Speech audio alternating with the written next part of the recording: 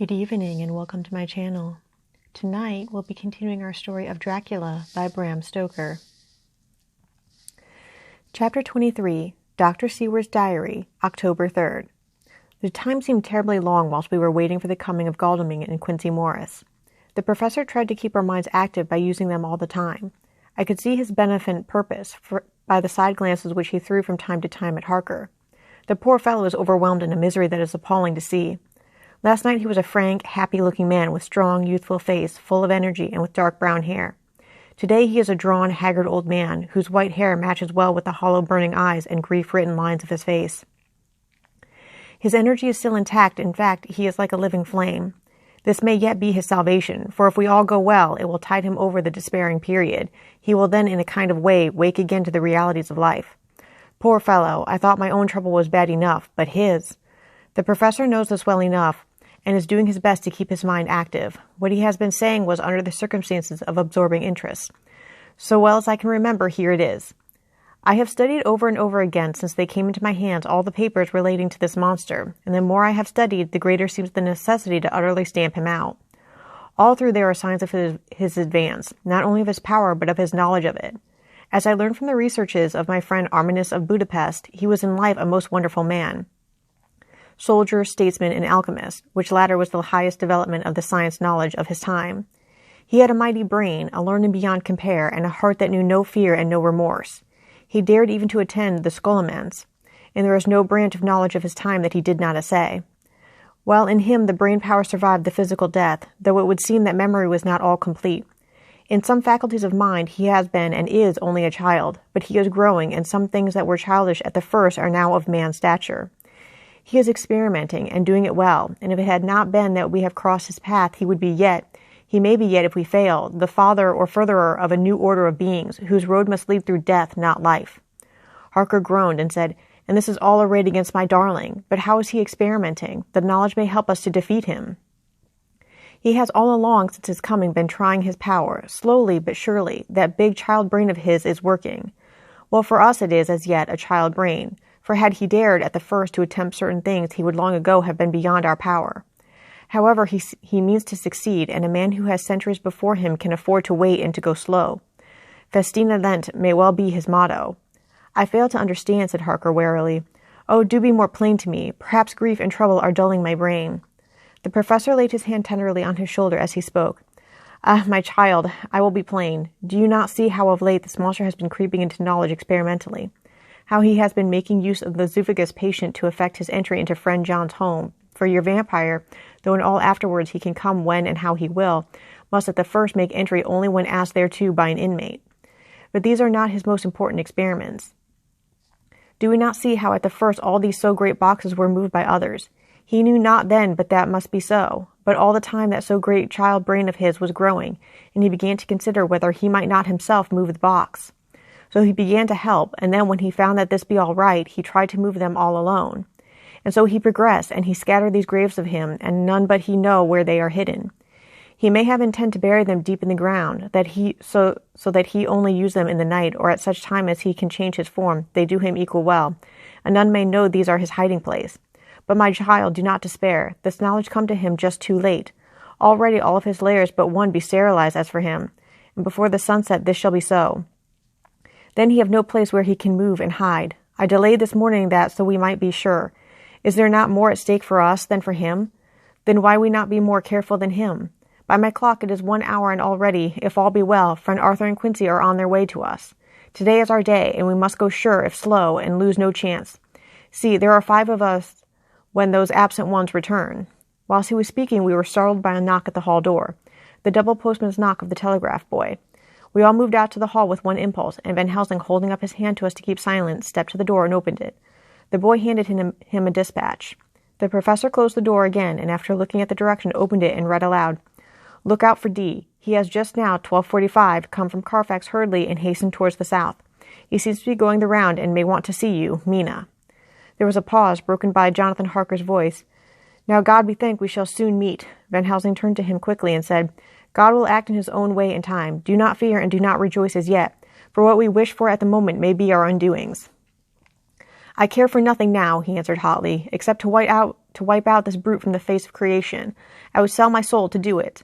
Oh, hush, hush, my child, said Van Helsing.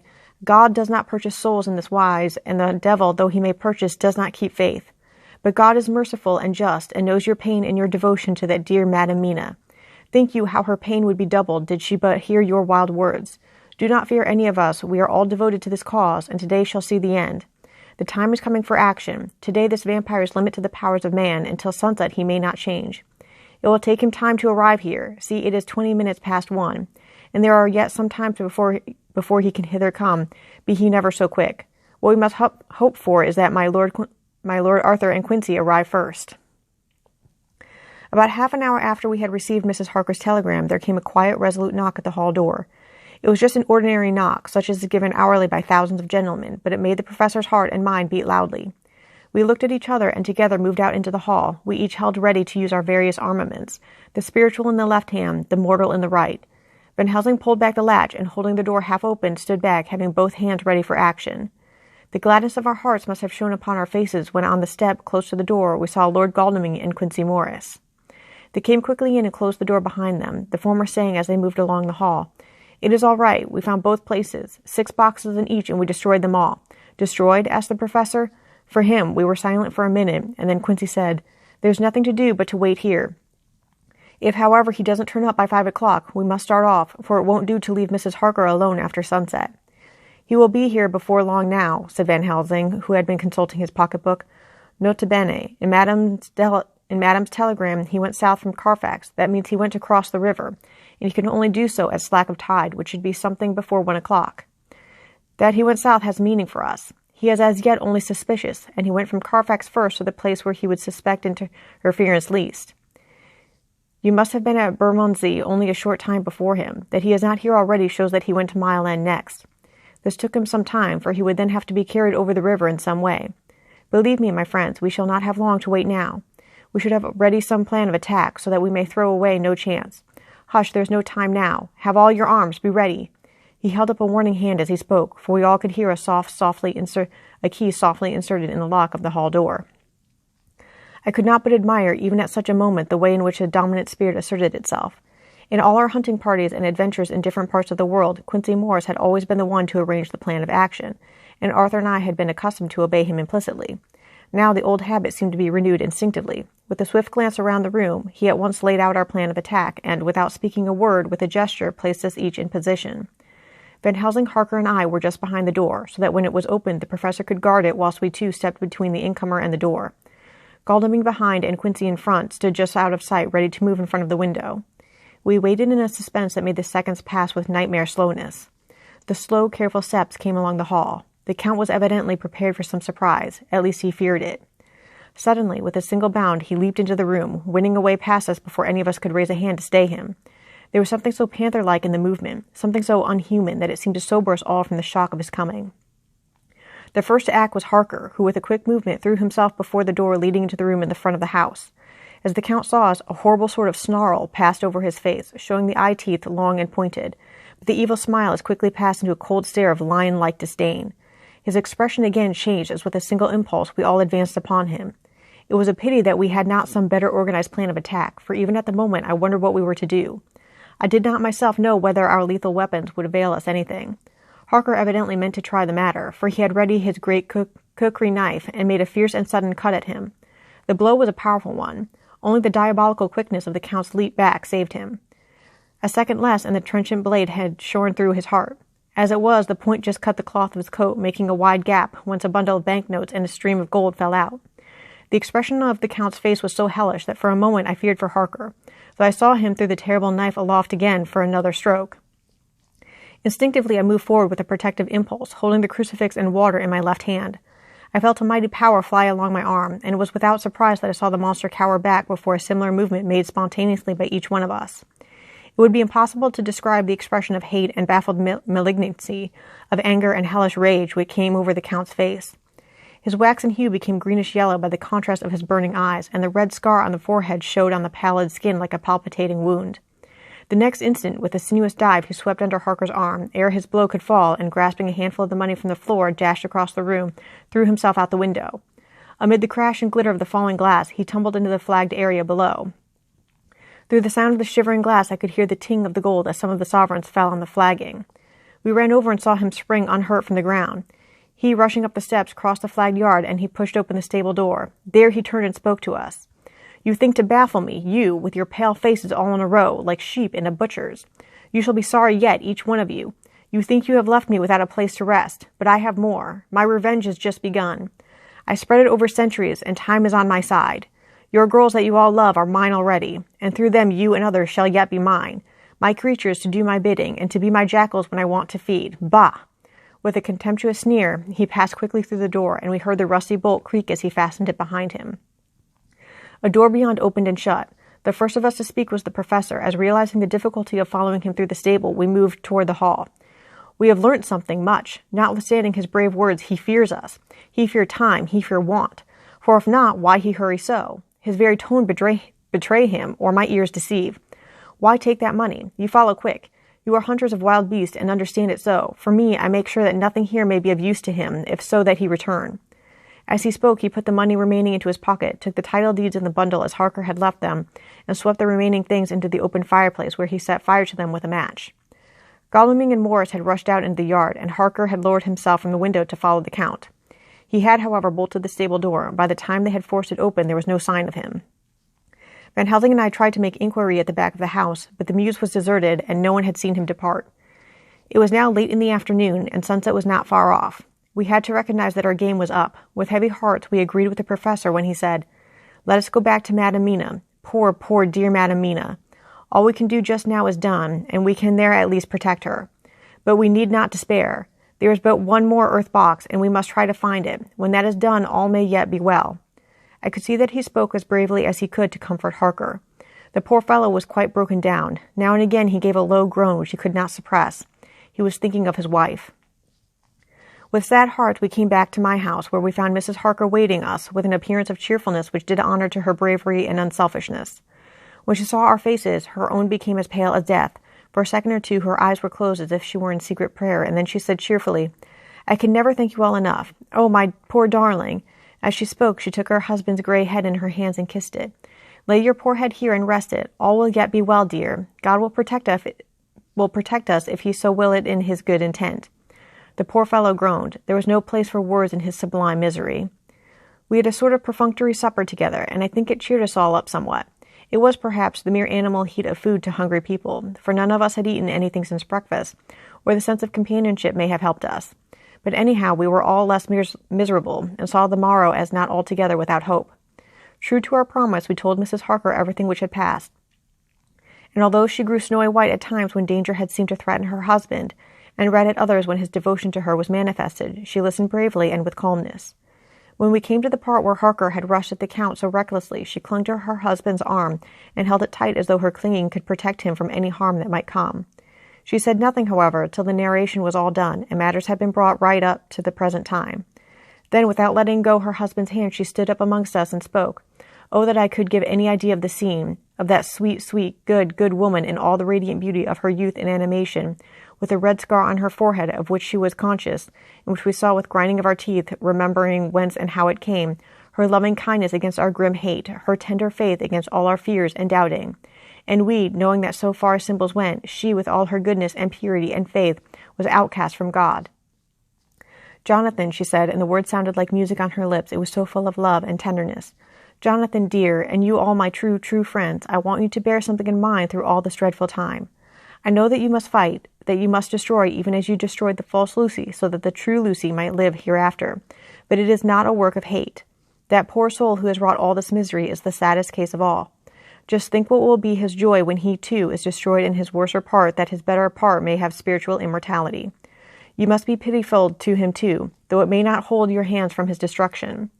As she spoke, I could see her husband's face darken and draw together, as though the passion in him were shriveling his being to its core. Instinctively, the clasp on his wife's hand grew closer, till his knuckles looked white. She did not flinch from the pain which I knew she must have suffered, but looked at him with eyes that were more appealing than ever. As she stopped speaking, he leapt to his feet, almost tearing his hand from hers as he spoke. "May God give him into my hand, just for long enough to destroy that earthly life of him which we are aiming at. If beyond it I could send his soul for ever and ever to burning hell, I would do it. Oh hush, in the name of the good God, don't say such things, Jonathan, my husband, or you will crush me with fear and horror. Just think, my dear, I have been thinking all this long day of it, that perhaps, some day, I too may need such pity, and that some other like you, and with equal cause for anger, may deny it to me. Oh, my husband, indeed I would have spared you such a thought had there been any other way, but I pray that God may not have treasured your wild words except as the heartbroken wail of a very loving and sorely stricken man. O God, let these poor white hairs go in the evidence of what he has suffered, who all his life has done no wrong, and on whom so many sorrows have come. We men were all in tears now. There was no resisting them, and we wept openly. She wept too, to see that her sweeter counsels had prevailed. Her husband flung himself on his knees beside her, and putting his arms round her, hid his face in the folds of her dress. Van Helsing beckoned to us, and we stole out of the room, leaving the two loving hearts alone with their God. Before they retired, the professor fixed up the room against any coming of the vampire and assured Mrs. Harker that she might rest in peace. She tried to school herself to the belief, and manifestly for her husband's sake tried to seem content. It was a brave struggle, and was, I think, and believed, not without its reward. Van Helsing had placed a handbell with either of them was to sound in case of any emergency. When they had retired, Quincy, Godalming, and I arranged that we should sit up, dividing the night between us, and watch over the safety of the poor stricken lady. The first watch falls to Quincy, so the rest of us shall be off to bed as soon as we can. Godalming has already turned in, for his is the second watch. Now that my work is done, I too shall go to bed. Jonathan Harker's Journal, October 3rd through 4th, close to midnight. I thought yesterday would never end. There was over me a yearning for sleep, and some sort of blind belief that to wake would be to find things changed, and that any change must now be for the better. Before we parted, we discussed what our next step was to be, but we could arrive at no result. All we knew was that one earth box remained, and that the Count alone knew where it was. If he chooses to lie hidden, he may baffle us for years, and in the meantime, the thought is too horrible. I dare not think of it even now. This I know, that if ever there was a woman who was all perfection, that one is my poor wronged darling. I love her 1,000 times more for her sweet pity of last night, a pity that made my own hate of the monster seem despicable. Surely God will not permit the world to be the poorer by the loss of such a creature. This is hope to me. We are all drifting reefwards now, and faith is our only anchor. Thank God, Mina is sleeping, and sleeping without dreams. I fear what her dreams might be like with such terrible memories to ground them in. She has not been so calm within my seeing since the sunset. Then for a while there came over her face a repose which was like spring after the blasts of March. I thought at the time that it was the softness of the red sunset on her face, but somehow now I think it has a deeper meaning. I am not sleepy myself, though I am wearied to death. However, I must try to sleep, for there is tomorrow to think of, and there is no rest for me until... Later, I must have fallen asleep, for I was awakened by Mina, who was sitting up in bed with a startled look on her face. I could see easily, for we did not leave the room in darkness. She had placed a warning hand over my mouth, and now she whispered in my ear, "Hush, there is someone in the corridor." I got up softly, and crossing the room, gently opened the door. Just outside, stretched on a mattress, lay Mr. Morris, wide awake. He raised a warning hand for silence as he whispered to me, "Hush, go back to bed. It is all right. One of us will be here all night. We don't mean to take any chances." His look and gesture forbade discussion, so I came back and told Mina. She sighed, and positively a shadow of a smile stole over her poor, pale face as she put her arms round me and said softly, "Oh, thank God for good, brave men." With a sigh, she sank back again to sleep. I write this now as I am not sleepy, though I must try again. October 4th, morning. Once again during the night I was wakened by Mina. This time we had all had a good sleep, for the gray of the coming dawn was making the windows into sharp oblongs, and the gas flame was like a speck rather than a disk of light. She said to me hurriedly, "Go, call the professor. I want to see him at once." "Why?" I asked. "I have an idea. I suppose it must have come in the night and matured without my knowing it. He must hypnotize me before the dawn, and then I shall be able to speak. Go, quick, dearest. The time is getting close." I went to the door. Dr. Seward was resting on the mattress, and seeing me, he sprang to his feet. "Is anything wrong?" he asked in alarm. "No," I replied, "but Mina wants to see Dr. Van Helsing at once." "I will go," he said, and hurried into the professor's room. In 2 or 3 minutes later, Van Helsing was in the room in his dressing gown, and Mr. Morris and Lord Godalming were with Dr. Seward at the door asking questions. When the professor saw Mina smile, a positive smile ousted the anxiety of his face. He rubbed his hands as he said, "Oh, my dear Madam Mina, this is indeed a change.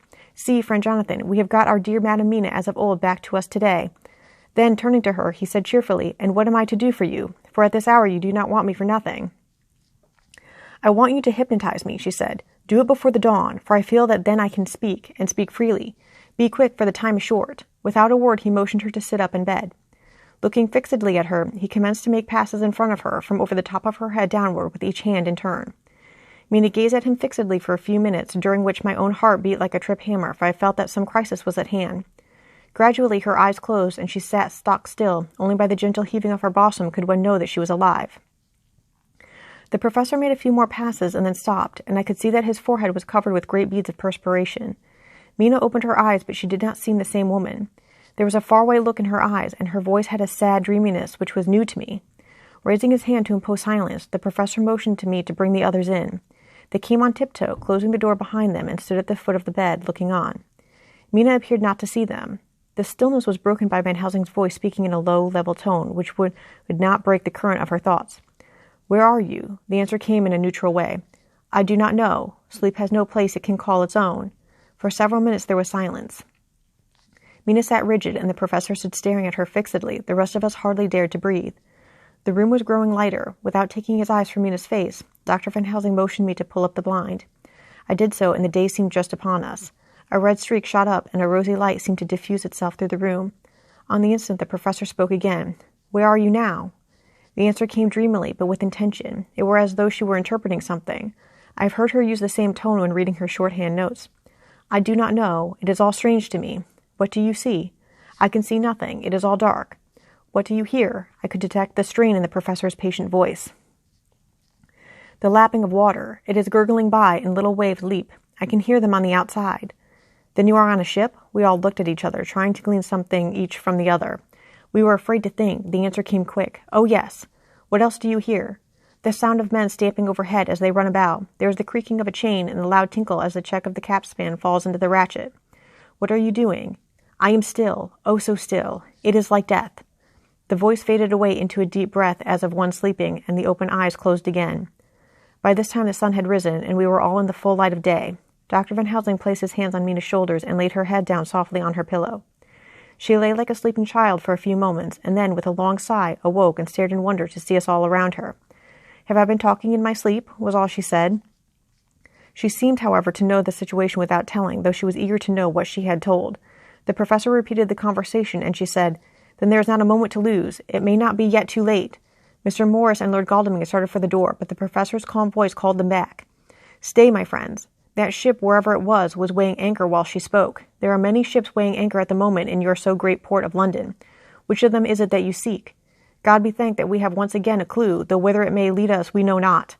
We have been blind somewhat, blind after the manner of men, since when we can look back we see what we might have been looking forward if we had been able to see what we might have seen. Alas, but that sentence is a puddle, is it not? We can know now what was in the Count's mind when he seized that money, though Jonathan's so fierce knife put him in the danger that even he dread. He meant escape. Hear me, escape. He saw that with but one earth box left, and a pack of men following like dogs after a fox, this London was no place for him. He have take his last earth box on board a ship, and he leave the land. He think to escape, but no, we follow him. Tally-ho, as friend Arthur would say when he put on his red frock. Our old fox is wily, oh, so wily. We must follow with him while. I, too, am wily, and think his mind in a little while. In meantime we may rest and in peace, for there are waters between us which we do not want to pass, and which he could not if he would, unless the ship were to touch land, and then only at the full or slack tide. See, and the sun has just rose, and all day to sunset is to us. Let us take bath and dress and have breakfast, which we all need, and which we can eat comfortably, since he be not in the same land with us." Mina looked at him appealingly as she asked, "But why need we seek him further when he is gone away from us?" He took her hand and patted it as he replied, "Ask me nothings as yet. When we have breakfast, then I answer all questions." He would say no more, and we separated to dress. After breakfast, Mina repeated her question. He looked at her gravely for a minute, and then said sorrowfully, "Because, my dear, dear Madam Mina, now more than ever we must find him, even if we have to follow him to the jaws of hell." She grew paler as she asked faintly, "Why?" "Because," he answered solemnly, "he can live for centuries, and you are but mortal woman. Time is now to be dreaded, since once he put that mark upon your throat." I was just in time to catch her as she fell forward in a faint. Thus ends Chapter 23.